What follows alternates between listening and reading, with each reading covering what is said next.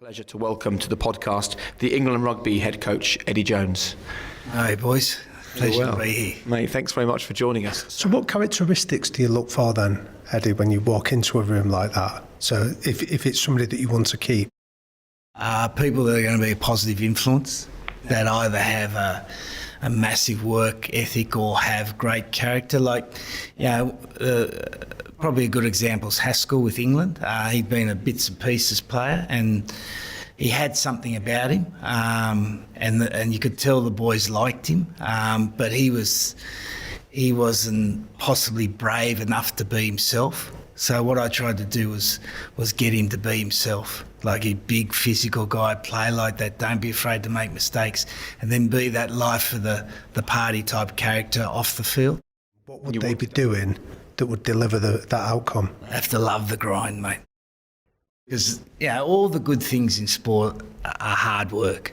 There's nothing in sport that comes easily. So the ability of the best players, and I think it goes to coaches too, the ability of the best players and the best coaches is to keep doing it and don't get bored by it.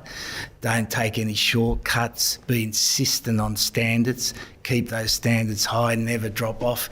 And that separates the really great players from the good players and the good players from the average players. Their ability to absorb that grind, because everyone thinks sport's fun and fantastic, and it is when you watch it. But the actual process of putting that into place is hard work.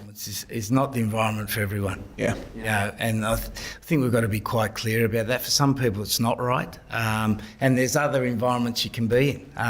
But if you choose to be in that environment, then you choose to make that decision to absorb that.